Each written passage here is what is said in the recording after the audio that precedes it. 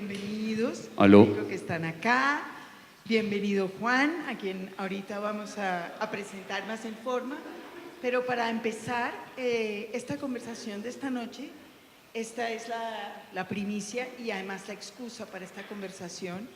Este libro, que se llama Baudelaire, de la bohemia a la modernidad literaria, que publica Corporación Babilonia y Filomena.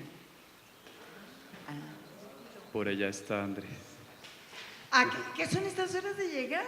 Los editores más incumplidos del mundo. Entonces, Babilonia, Filomena. Esto, bueno, habrá unos libritos para la venta a la salida. Pueden aprovechar la presencia del editor y traductor.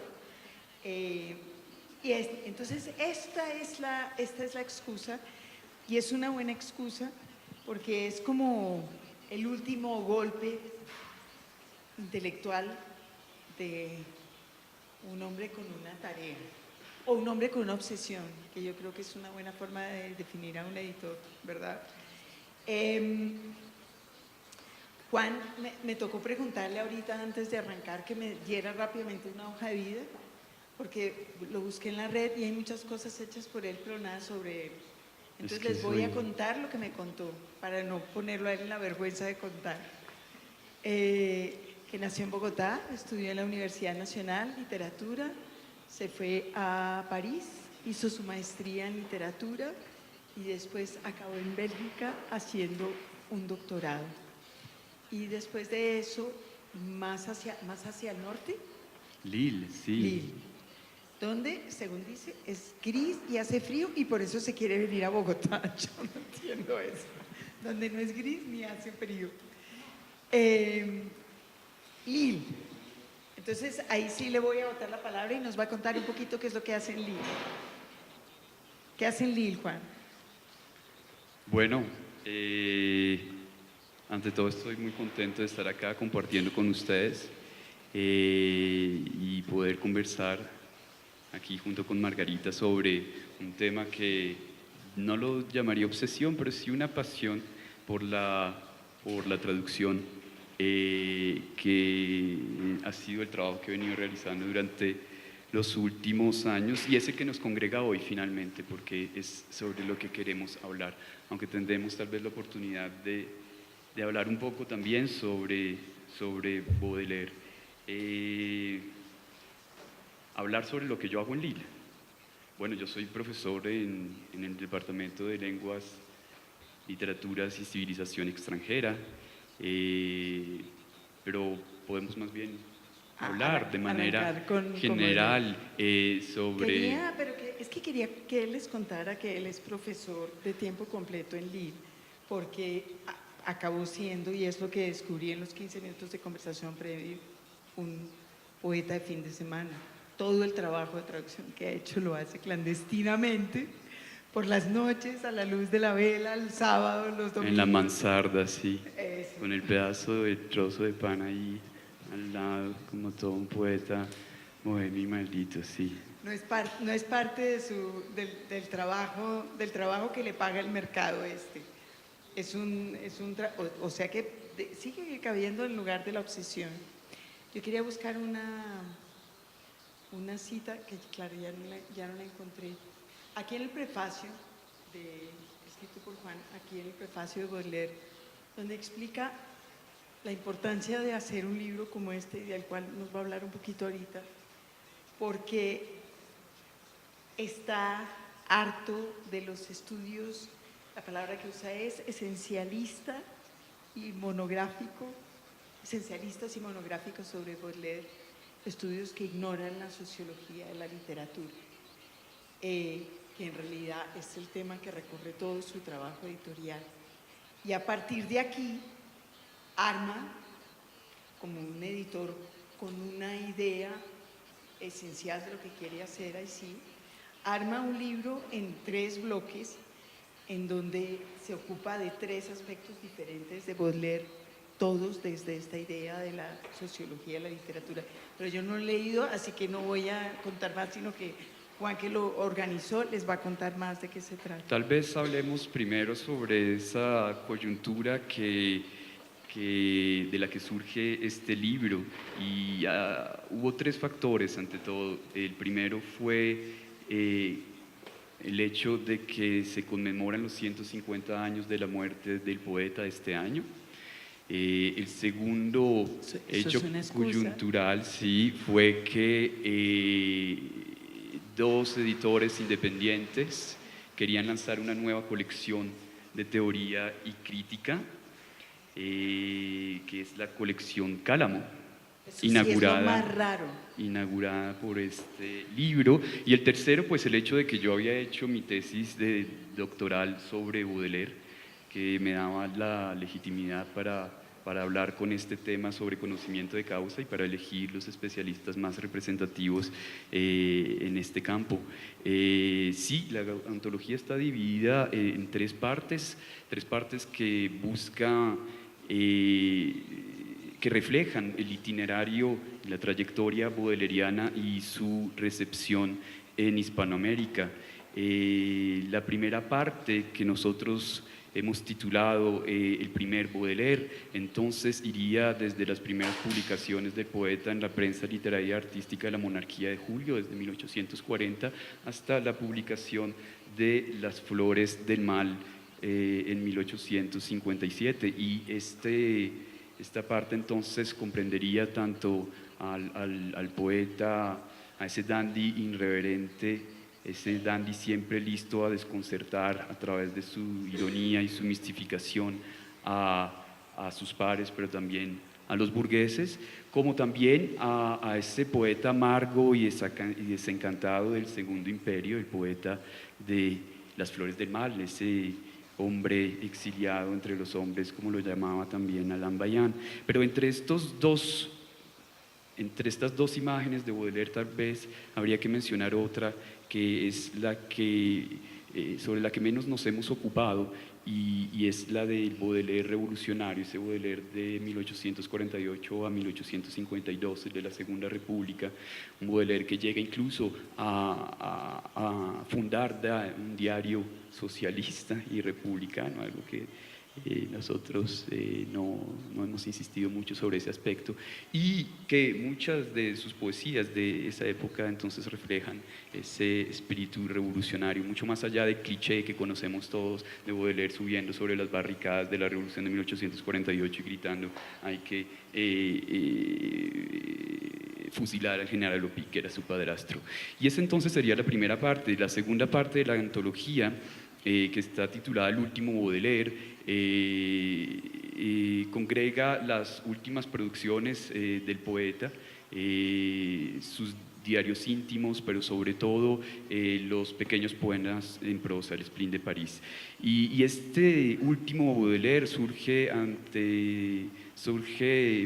partir de una circunstancia que diríamos era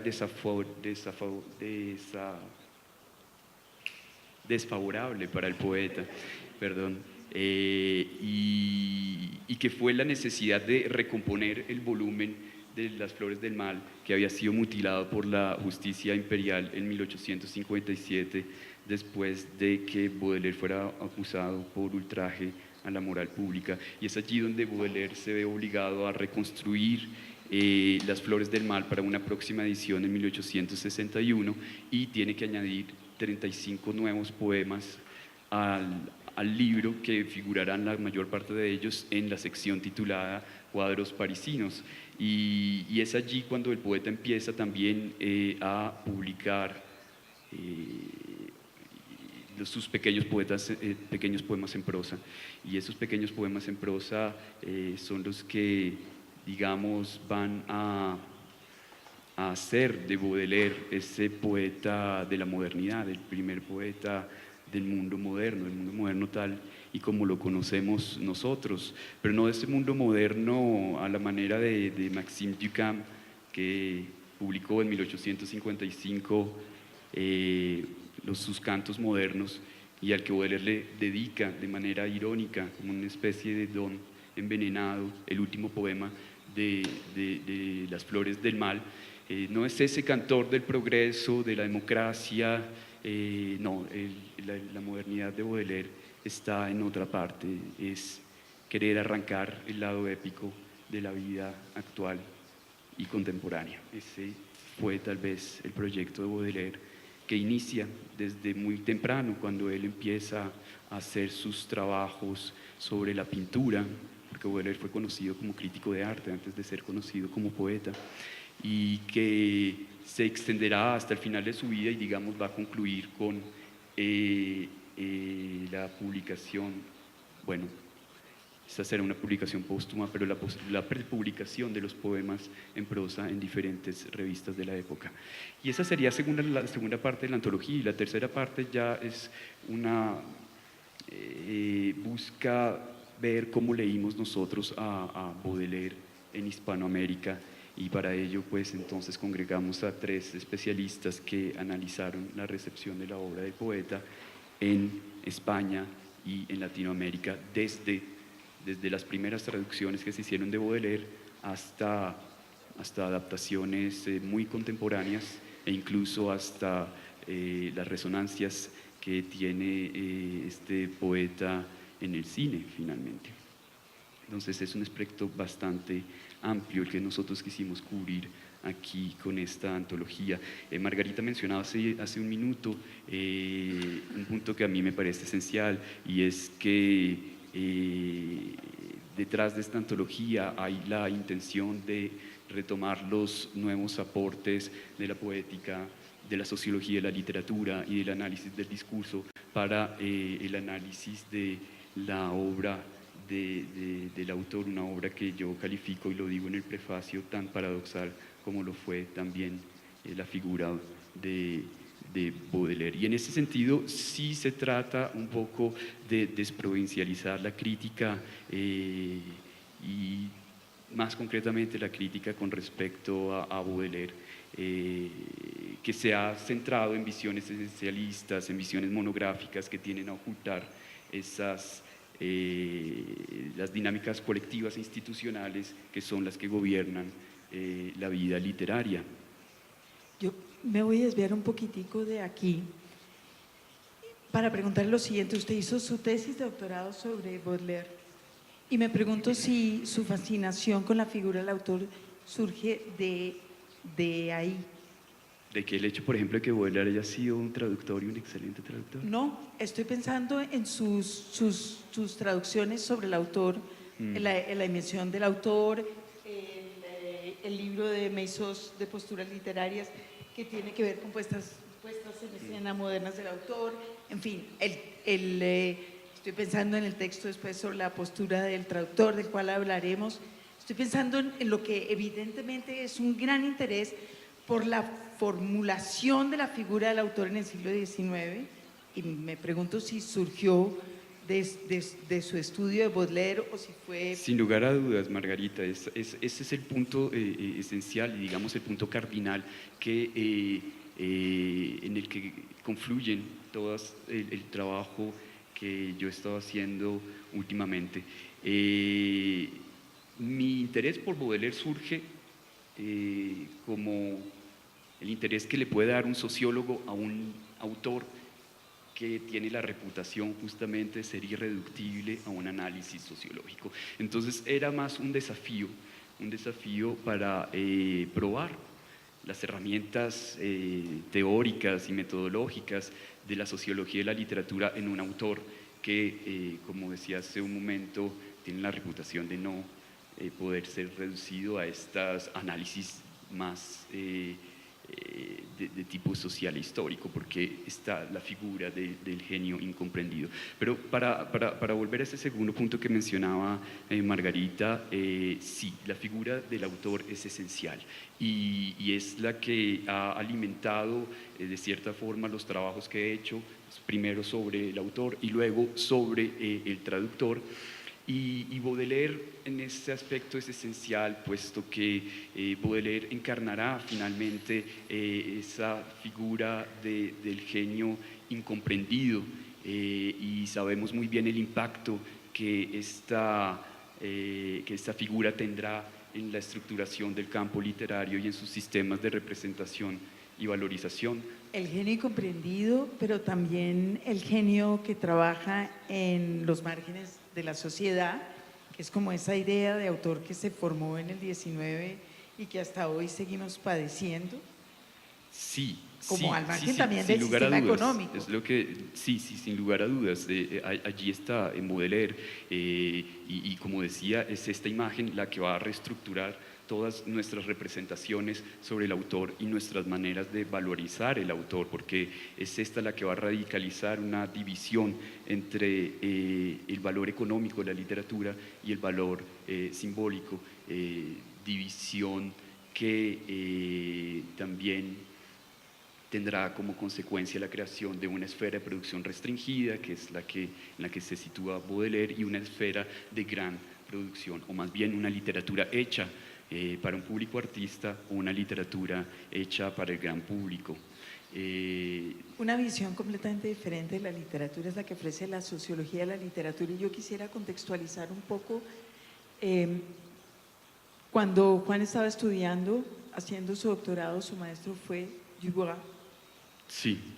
que es además el autor del primer libro que tradujo, si no Sí. recuerdo mal, La institución de la literatura, que por ahí debe haber caras de personas que lo conocen, y probablemente gracias a la traducción de Juan.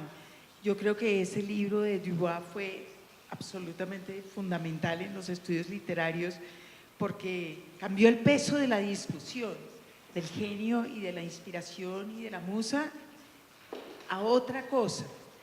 Lo llevó a otro terreno que estamos definiendo. Todos esos rituales justamente, y allí lo importante era ver cómo funcionaban esos rituales de la vida literaria y sobre todo reconocerlos como parte de la vida literaria. Pero pienso entonces que hablar de Dubois implica, en el contexto que nos interesa a nosotros, que es el contexto de la traducción, que podamos reflexionar de manera más general sobre la trayectoria del traductor y sus prácticas. En mi caso particular, como lo mencionaba Margarita, mis estudios de doctorado me permitieron encontrarme con unas apuestas metodológicas, unas herramientas teóricas que no conocía justamente por la ausencia de traducciones en español. El imperio de los estudios postcoloniales, de la literatura comparada, de vieja guardia, de la historia literaria tradicional, había impedido que nosotros nos centráramos en estas nuevas apuestas de la sociología de la literatura. Pero es que estas nuevas apuestas de la sociología de la literatura también se han llevado su tiempo en empezar a calar. Incluso Bourdieu, que todos citamos cada dos palabras, a pesar de que es muy temprano y casi simultáneo, quizás anterior a Dubois, lo empezamos a citar mucho después. Ahora ya todo el tiempo, no podemos respirar sin citar. Y es justamente por ese imperio, aunque nosotros hubo un auge de la sociología en nuestro medio gracias al marxismo y a las lecturas de Lucien Goldman y de Georges Lukács, sin olvidar también la sociocrítica y las lecturas de Claude Duché y Edmond Cross. Pero pareció que esa tradición se estancara de cierta forma, justamente por el imperialismo de estos otros estudios. Y Bourdieu, como lo decía Margarita, es totalmente cierto. Después de Bourdieu nosotros no habíamos traducido absolutamente nada en el campo de la sociología de la literatura, y el mismo Bourdieu no era bien recibido en los estudios, en los departamentos de literatura, situación que ha cambiado en los últimos años. Ahorita sí lo estamos leyendo, pero antes no. Bourdieu, cuando yo estudiaba en la Nacional, era cuestión de los sociólogos, pero no de los literatos. De hecho, puedo aventurar esta hipótesis. Los estudios marxistas acabaron desembocando en lo que hacemos aquí, lo que hace la mitad de este público, que es estudios editoriales. Por ahí se fueron y por ahí acabaron dando otros frutos, pero no en literatura, como que ese divorcio entre el estudio de la literatura y en ese momento incipiente del estudio del libro hasta ahora, en nuestro medio, pues de hace 2 años, pero ha sido un encuentro muy reciente en realidad, ¿verdad? Poder juntar eso que tiene que ver con la edición, con la sociedad, con la materialidad y la literatura, que nos gustaba más en lo etéreo, en lo intocable, en lo incomprensible, en el ámbito de lo genial. Totalmente, es lo que Bourdieu llamaba el estado de excepción de la literatura, como si ésta no pudiera ser descrita en todos sus mecanismos de funcionamiento. Y este nuevo tipo de apuestas teóricas a las que hace referencia Margarita muestran que hay un giro hacia un nuevo paradigma en los estudios literarios que se demarcan cada vez más de la historia literaria tradicional y de la crítica literaria tradicional. ¿Por qué? Porque esta historia literaria tradicional se había centrado únicamente en la relación entre texto y autor, olvidando los otros agentes que participan en la vida literaria, como los traductores, como los editores, los vendedores de libros, etc. Y olvidando también los soportes que vehiculan las prácticas literarias y que las hacen posibles finalmente. Una historia literaria digna de ese nombre sería una historia literaria que desemboque entonces en la descripción de la vida literaria en su conjunto, es decir, del texto y del autor ciertamente, pero también de los diferentes agentes que participan en la producción, en la circulación y en la valorización de las prácticas literarias. Pues, usted ha trabajado y los siguientes 2 libros que hizo, ya lo dije, tienen que ver con el autor, pero yo quería que habláramos hoy de otra figura absolutamente esencial, uno de esos agentes que usted no ha mencionado y que es el traductor y que es un poco, pues en gran parte el trabajo que usted hace y la razón al final por la cual por lo menos yo acabé conociéndolo a usted. Un trabajo de traducción que siempre en su caso, y eso es muy extraño, está conectado con el trabajo de edición. Es decir, usted entiende el trabajo de traductor como un trabajo de editor primero y después de traductor. Es lo que hace aquí Baudelaire, por ejemplo. Tengo una idea, armo un libro y después lo traduzco. Fue lo que hizo con Dubois. No, voy a traducir a Dubois porque no tengo nada que hacer este fin de semana, sino porque yo creo que hay que empezar a introducir este tipo de estudios en este medio donde no se conoce lo que están haciendo estos tipos. Eso es un proyecto editorial. Totalmente. El proyecto sí. de traducción, digamos, lo acompañaba o lo habilitaba. Pero hablemos de esa, primero de esa doble faceta, cómo la maneja usted y cómo la concibe usted. Bueno, ante todo, yo diría que el papel del traductor es ante todo un papel de mediador. Y mi trabajo, mi experiencia en la traducción me ha llevado justamente a reflexionar sobre la figura del traductor y sobre el papel que éste juega en los mecanismos de asimilación, apropiación y valorización de los productos culturales. Usted habla en ese texto, en ese ensayo que apareció en 2015, tal vez, sobre la postura del editor. Sobre la postura del traductor, sí. Habla, y lo mencionaba ahorita también, de varias modalidades de traductor y de las maneras de estar el traductor en el mundo. Sí, eso es muy importante. Digamos, yo quería que habláramos primero de eso que también es una nube negra que se cierne sobre los editores, que es la profesionalización de la edición, y esa otra nube negra que se cierne sobre los traductores, que es la profesionalización de la traducción, versus un trabajo de traducción que en su caso se concibe como un trabajo editorial, usted se acaba de definir como un mediador, o un trabajo de traducción que es un trabajo esencialmente de creación literaria, eso me gustaría que lo miráramos, y que es un trabajo que cada vez tiene menos demanda, nadie tiene tiempo para pagar, nadie tiene plata para pagarle a un traductor para que se siente a pensar cómo es nuestra odisea la que queremos leer hoy. Cada vez hay menos plata para eso. Ahí en esos 3 puntos está resumida toda la complejidad del trabajo del traductor y voy a intentar responder paulatinamente todo esto, aunque es bastante complicado, pero empecemos entonces por la profesionalización del traductor. Margarita es especialista en la profesionalización del editor. Yo puedo solamente decir algunas cosas con respecto al traductor y existen diferentes categorías de traductores que se definen en función de los campos en los que ejerce el traductor y en el grado de especialización de sus funciones. Así, por ejemplo, podríamos entonces distinguir entre el traductor profesional de tiempo completo, como los traductores jurídicos, farmacéuticos, los traductores...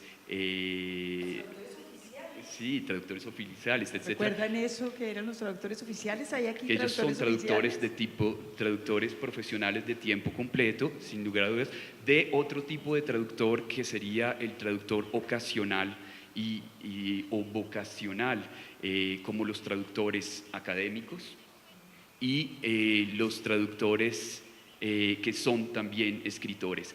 Y esta división entre estos dos traductores nos invita también a reflexionar sobre el tipo de reivindicaciones de los traductores. Por ejemplo, en el caso del traductor profesional, este insistirá siempre en reivindicaciones de tipo económico, mejores condiciones laborales, mejores contratos de traducción, mientras que en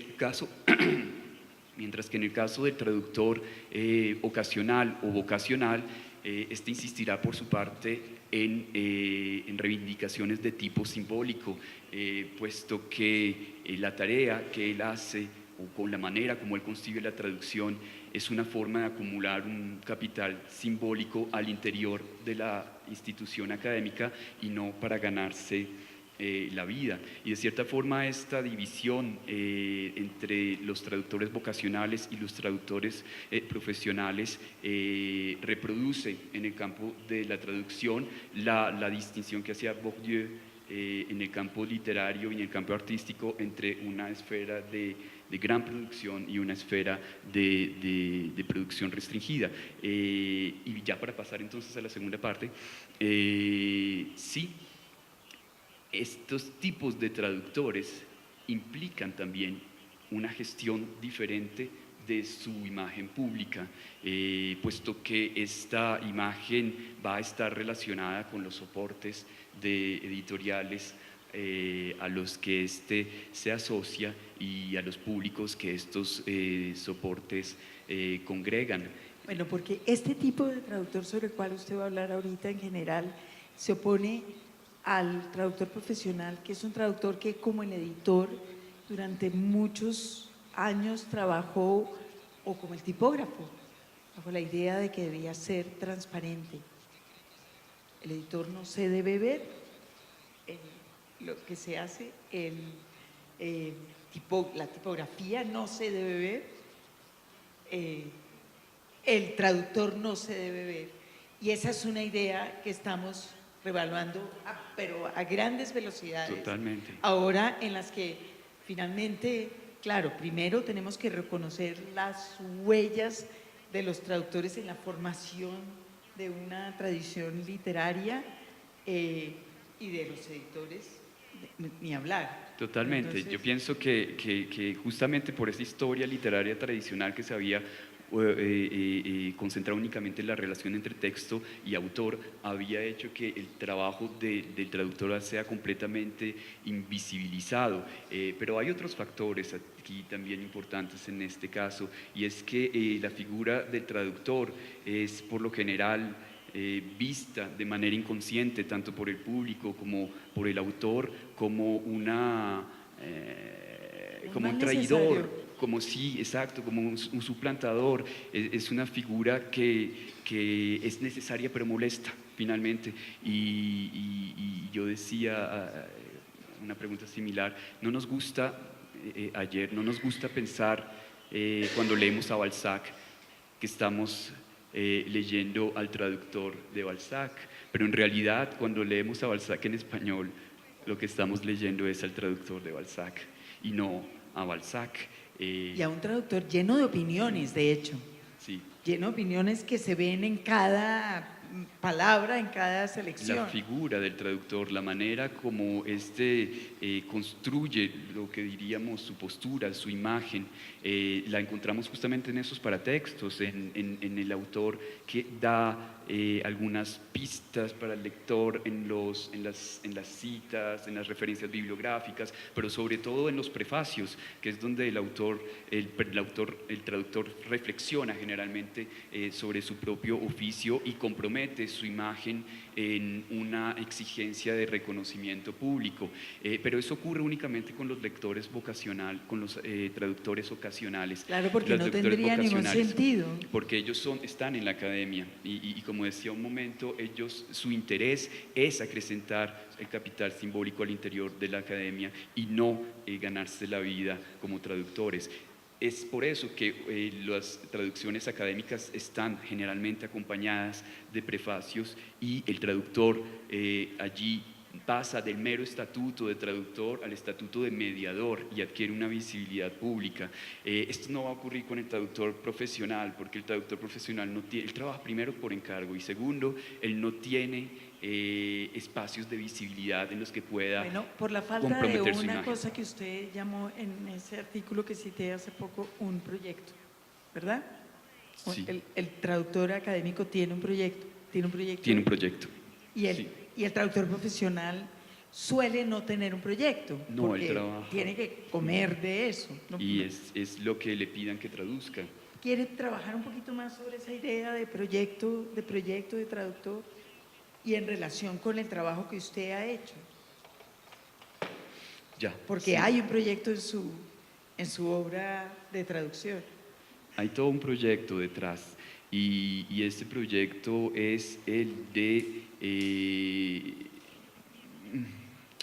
digamos, el de permitirle al lector, es un lector universitario sin lugar a dudas, de permitirle al lector de acceder al lector no francófono, de acceder a estas nuevas apuestas teóricas y metodológicas y que él pueda armarse entonces de herramientas para reinsertarse nuevamente en el debate académico internacional, pero sobre todo para que tome estas herramientas y pueda confrontarlas con el corpus de la literatura hispanoamericana, que es justamente lo que va también a enriquecer este corpus, porque este corpus ha sido, estas nuevas aproximaciones, digamos, en la sociología han sido ya validadas de cierta forma, si lo podemos decir así, en el corpus de la literatura francesa europea, y nosotros debemos empezar a hacerlo. Pero esa confrontación ya se ha empezado a hacer aquí en nuestras universidades, y lo que yo he hecho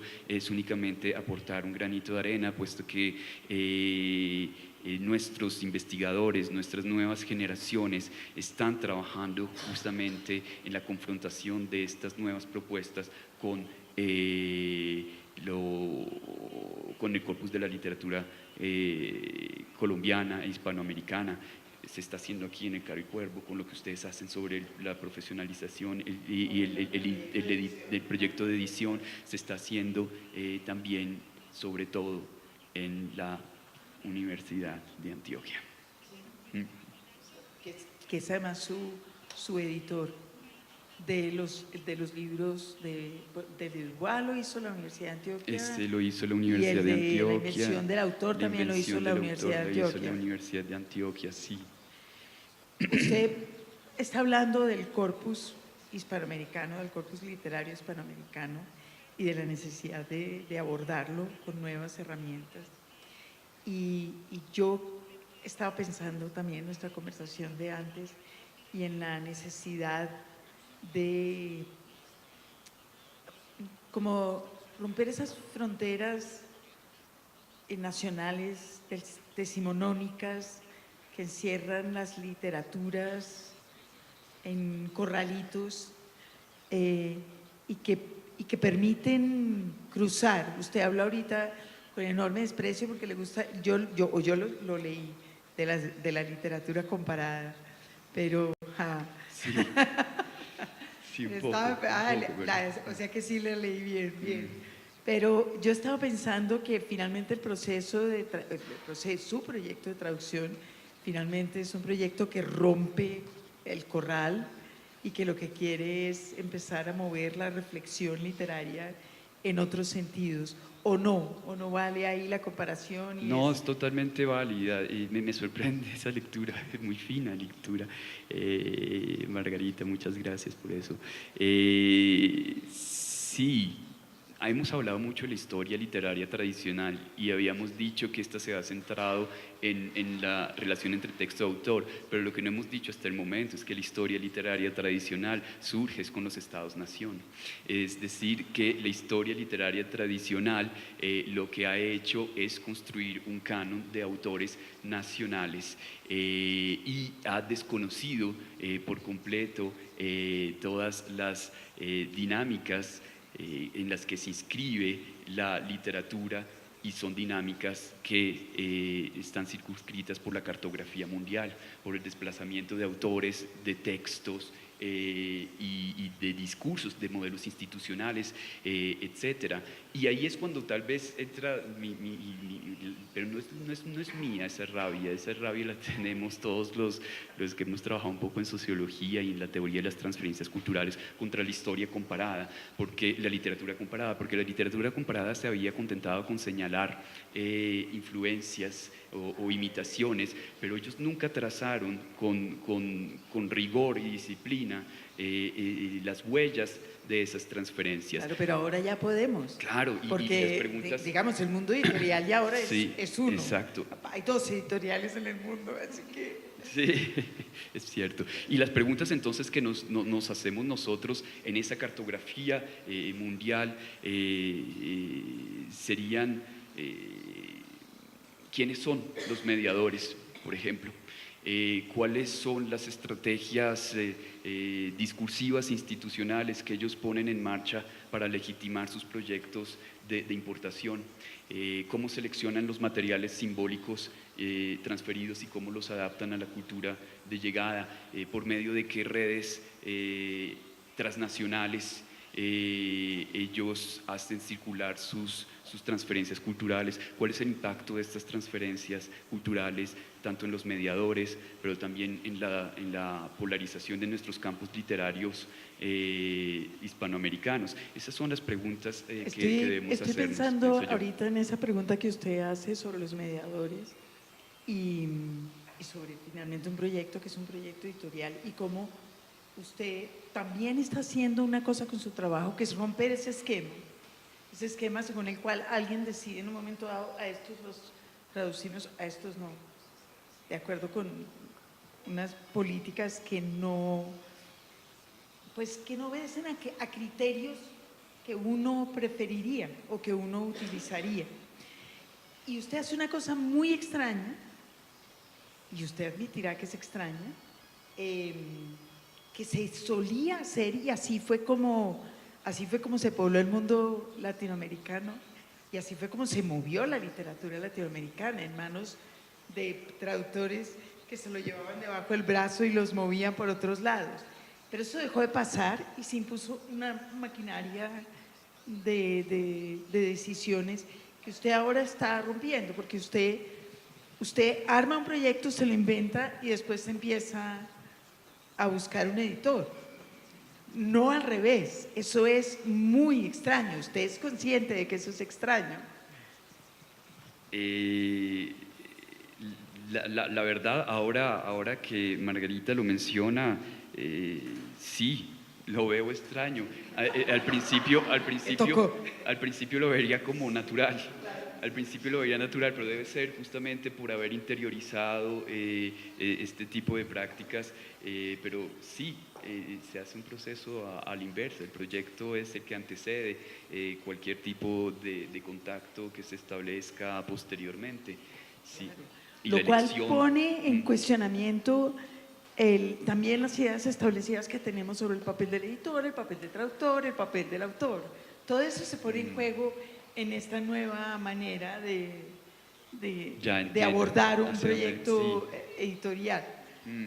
Ya, porque entonces, de cierta forma, el traductor en este contexto suplanta un poco la figura del editor como mediador, puesto que aquí No la suplanta no la por suplanta, completo. no la suplanta. La reemplaza por completo, La no un reemplaza. poco. La reemplaza por completo. Hace el trabajo del editor. Porque Sí, en vez de un finalmente editor sí. que mecánicamente dice yo tengo una colección de literatura infantil que bla, bla, bla, bla, bla, usted dice no, hombre, usted lo que tiene que estar haciendo es esto. Ya, te entiendo y me halaga mucho, pero sería totalmente injusto, por ejemplo, que yo dijera eso en este momento, ahora que estoy pensando en este libro, porque si bien es cierto, hubo un proyecto que yo propuse a Filomena Edita y a Babilonia, el trabajo que ellos hicieron aquí fue un trabajo excepcional, y sin ese trabajo nunca hubiera podido salir Todo el lo libro. contrario. Y entonces porque, no quisiera, claro, decir no, que no, los he suplantado a yo no ellos. estoy, pero- yo no estoy por No, devaluando pero a yo los entiendo. editores, todo Sí, lo yo sé. contrario, porque creo que también se necesita una clase especial de editor para que diga, hombre, qué gran idea, hagámoslo. Quiero decir que es otra manera de jugar. Sí, ya entiendo, Margarita, ¿Sí? por supuesto, Le voy sí. a dar un ejemplo de traducción con un traductor colombiano que es Merino. Yo no sé si usted lo conoce, es un No, no lo traductor de conozco. literatura bastante bueno. Merino leyó a Sergio Lapava en inglés y se lo propuso a Random House en Colombia, pensando, me parece él con obviedad, digamos, ya pasmosa, pues claro que le interesará hacerlo a Random House Colombia porque pues de la pava tiene origen colombiano, bla, bla, bla. Random House Colombia,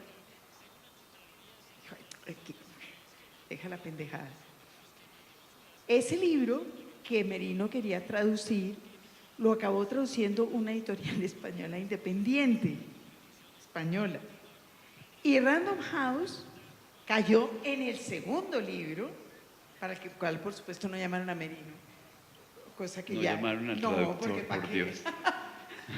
Pero quiero decir que sí, si Merino se hubiera encontrado con Babilonia o se hubiera encontrado con Pálido Fuego y hubiera dicho, hombre, yo conozco a este tipo, lo estoy leyendo, un editor independiente inmediatamente hubiera dicho, es una gran idea, miremoslo. Miremoslo, sí. Una gran institución lo saca sencillamente porque no está en su línea, no está en su mira. Sí, sí. Es una manera completamente diferente. Ya, entonces, digamos que esta para entender la idea de Margarita, que me parece, yo no había reflexionado sobre ese punto, pero me parece esencial reflexionar hacia allí, porque no solamente esta nueva figura del traductor invita a una nueva figura del editor, finalmente, sí, y que resulta esencial, y en este sentido, el de tanto el traductor como el editor tienen que jugar un papel preponderante en estos nuevos cambios de paradigma que se están dando en este momento. Yo pienso también que hay un imperialismo de cierta forma en las academias que privilegian ciertos campos disciplinarios en detrimento de otros. Y el editor se ve de cierta forma también constreñido por sobre ello. todo el editor académico, Sobre claro, todo el editor académico. que marca Entonces, la línea ideológica del campo que publica. Del campo que no publica. es iniciativa del editor, ahí tampoco. Y movámonos hacia otro lado y hablemos de las relaciones entre el traductor y el autor, que también están cambiando, creo yo. Pasamos por una época en que, digamos, los grandes traductores españoles, horror, cogieron y tradujeron todo a los coñazos. Y esas son las traducciones canónicas que nos siguen embutiendo hasta ahora Marín, inventándose a Shakespeare, y no las quieren mover porque qué horror, pero sabemos que eso fue hecho, pues digamos, torpemente en el mejor de los sentidos, pero había un proyecto, digamos, editorial de construcción de nación detrás de eso.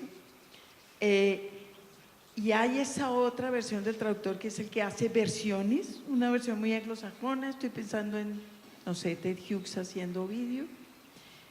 Y hay ese otro traductor que hoy de nuevo quiere hablar con el autor.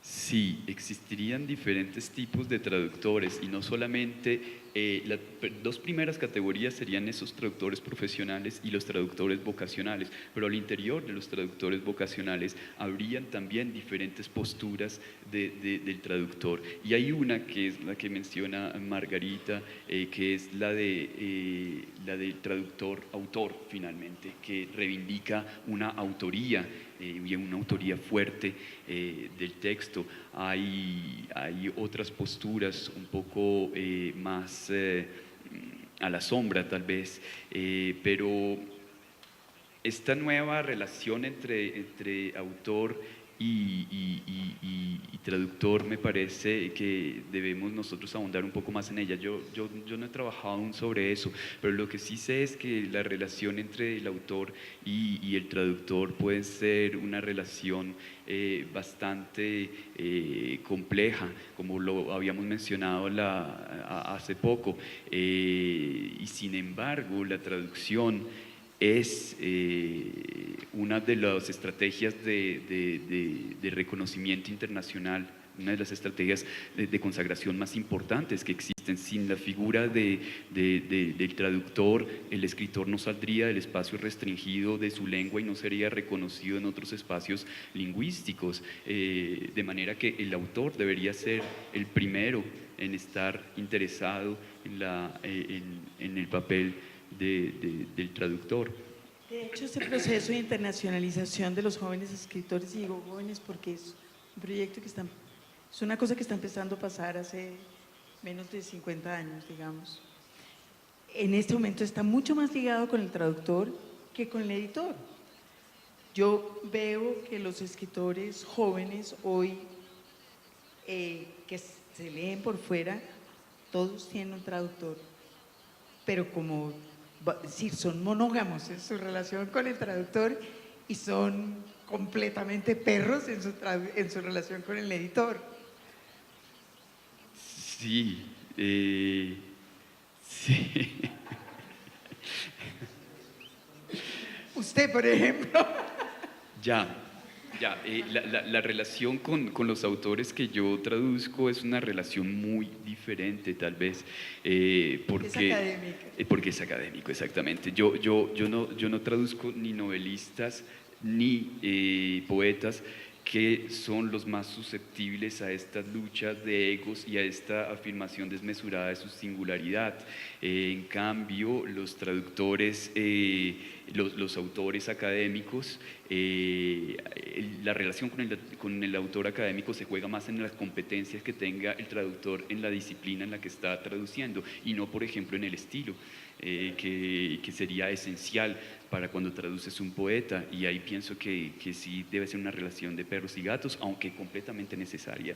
Pero si estos autores tienen prácticamente, estas nuevas generaciones, un traductor bajo el brazo ya, que es el que, sí, no, es una estrategia totalmente necesaria en una cartografía mundial en la que el reconocimiento internacional es un punto neurálgico para todo autor. Pero me voy a devolver porque usted acaba de hacer una afirmación que yo sí quiero saber si usted de verdad cree eso, que es que los escritores académicos el ego no está jugando. No, tienen un ego enorme, por supuesto, sí, no, tal vez, y es un ego que está relacionado con el papel un poco marginal que ocupan en la sociedad finalmente. No, marginal y Es sobre directamente todo proporcional. es directamente proporcional a esa posición marginal que se ocupa en la sociedad, puesto que así pertenezcan a una élite intelectual, no hacen parte de la élite política ni de la élite económica, que son las élites que finalmente tienen no solamente una mayor visibilidad, sino que tienen mucho mayor impacto. Entonces diríamos, ellos son los dominados entre los dominantes, y eso hace que ellos tengan que tengamos Yo no iba a decir nada. que tengamos una afirmación también, que hagamos de necesidad virtud y que hagamos de esa marginalización social una especie de reivindicación, por ejemplo, asociándonos a valores como la libertad de pensamiento crítico, o yo no me adapto a las convenciones sociales, y hacemos de las márgenes, tal vez, hacemos de las márgenes como un buen lugar para estar, como el lugar donde hay que estar, finalmente, sí. Pero viene ¿Cómo ha de allí. sido su relación con los editores? ¿Le ha costado trabajo conseguir editor para los proyectos o siempre ha tenido como una actitud abierta? Y ¿cómo ha sido eso? Como la gran mayoría como los autores que yo he traducido son autores académicos, yo me he dirigido ante todo a editoriales académicas, salvo en esta última ocasión y en el libro que viene próximamente, y esto implica que el trabajo que uno le presenta a la editorial sea diferente, puesto que los comités científicos de las editoriales académicas están conformados por pares, por universitarios, y esto hace que el proyecto que yo propongo a ellos se parezca más a un estudio sobre el autor, sobre su trayectoria, de su obra, etcétera, sobre el mercado, que se asemeja más a un trabajo académico. Pero va saliendo de ahí, y no es que haya cambiado de línea, digamos, de proyecto, porque su proyecto sigue siendo el mismo. Y sin embargo, aquí está este Baudelaire, publicado por Filomena y Corporación Babilonia, que yo sí estoy muy curiosa de saber de que ellos se paren y expliquen cómo se les ocurrió hacer una colección de teoría literaria. Yo quiero oír esa justificación. Pasémosle el micrófono. Y el siguiente libro es un libro que también tiene un editor comercial. Sí. ¿Por qué cree usted que es eso? Es un editor, es un editor comercial, pero... Son dos editores comerciales, pero que de cierta forma han capitalizado un espacio en los estudios literarios importante y en los estudios en ciencias sociales.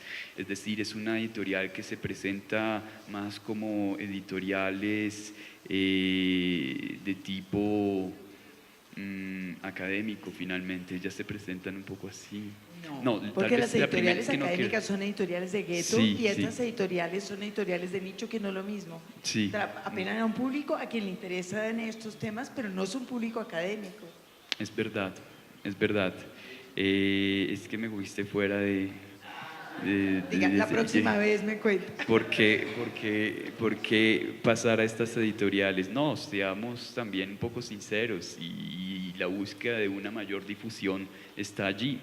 La búsqueda de una mayor difusión, lo que no quiere decir que el trabajo con las editoriales académicas haya terminado, todo lo contrario, ese trabajo va a continuar, o espero continuarlo, pero sí está detrás de ello la intención de llegar a un público mucho más amplio, o más bien de tener una mayor difusión, pero seguimos en el mismo nicho, finalmente, de tener mayor difusión.